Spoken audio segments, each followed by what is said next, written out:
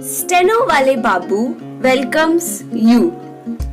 Shorthand dictations in male and female voice from all sources like magazines, speeches, and editorials at various speeds up to 120 WPM for various departments like SSC, DSSB, CRPF, Delhi Police, etc. Please like, share, and subscribe the channel. Thank you. Exercise number 13.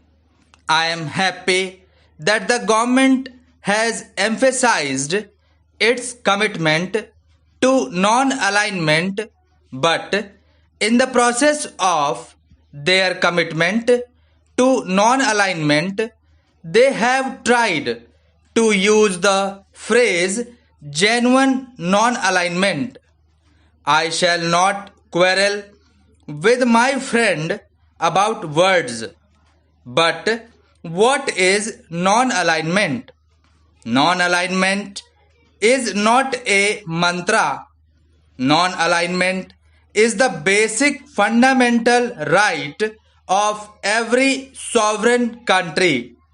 When we are not committed and there is no prior commitment to any power block, we take our decision on what our policy should be, on its merits, on any given issue. And if this cannot be genuine, it cannot be non-alignment. So, to use the word genuine non-alignment in a sense is a contradiction in term. In any case, I hope what he means by genuine and what we meant by genuine are the same and there is no concrete difference in the word. Today, foreign relations do not cover only consular or diplomatic relations. They cover trade, economic development, technological cooperation, and many other things. Foreign relations also fall into different spheres and categories. It is needless for me to point out the importance of our relations with the Soviet Union in many of these fields. Soviet Union has always stood by us in every hour of our crisis and in every problem that we have had to face. This can be said of few other countries and we recognize this invaluable assistance. I shall not dilate on this. I am sure my friend understands what I am trying to convey. At the same time, I need not emphasize the necessity of our working out economic and developmental relations with the United States, Japan, West Germany, and other Western countries. They have the technology and they have the financial resources to play a leading role in giving assistance to all developing countries.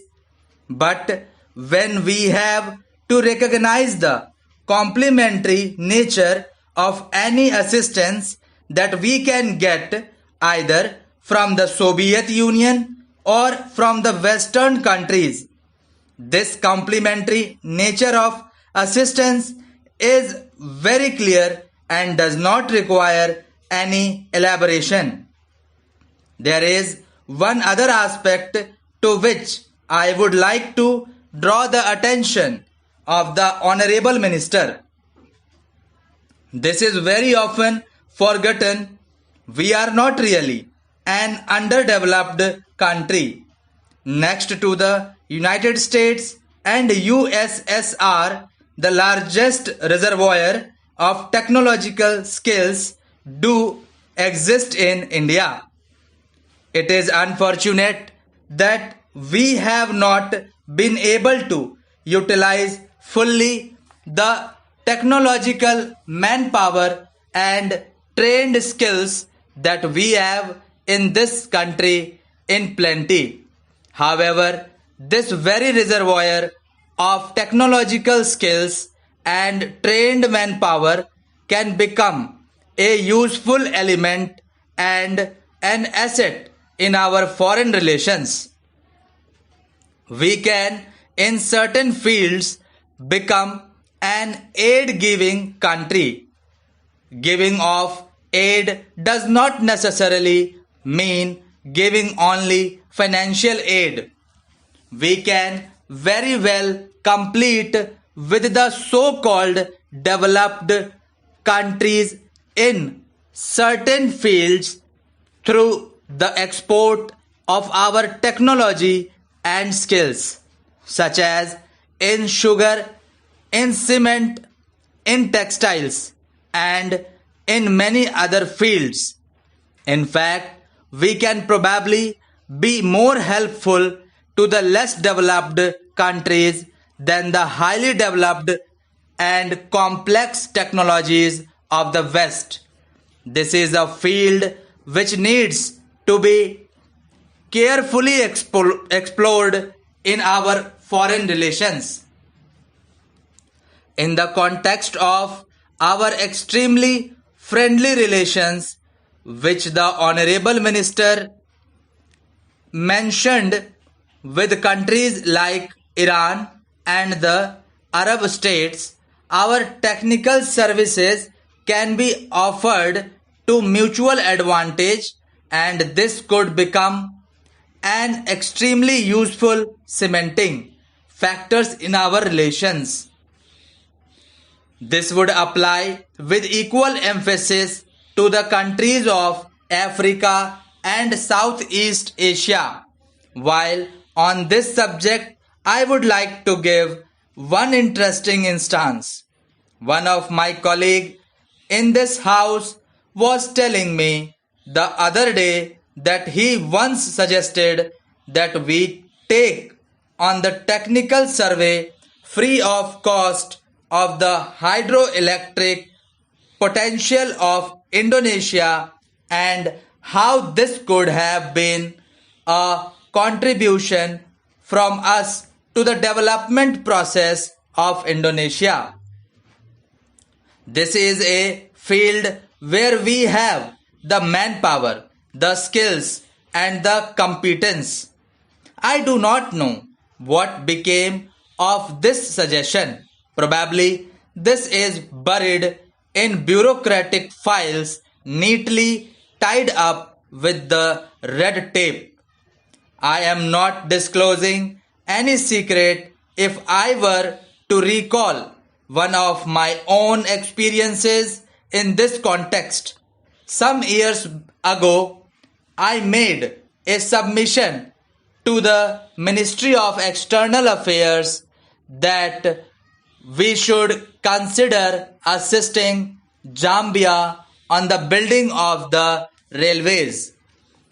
We did not take sufficient interest in this project. Finally, China took the work on hand and has now completed the job. Surely, if China could have done it, we would have also done it. Sir, I can only call it our lack of interest in the railways as an example of our bureaucratic indifference and incompetence lying therein. If we had undertaken their railway, our Bhilai steel plant, locomotive works, and coach factory would have been kept busy for at least 20 years. I presume that my friend might say that this would have been raised earlier. Thank you.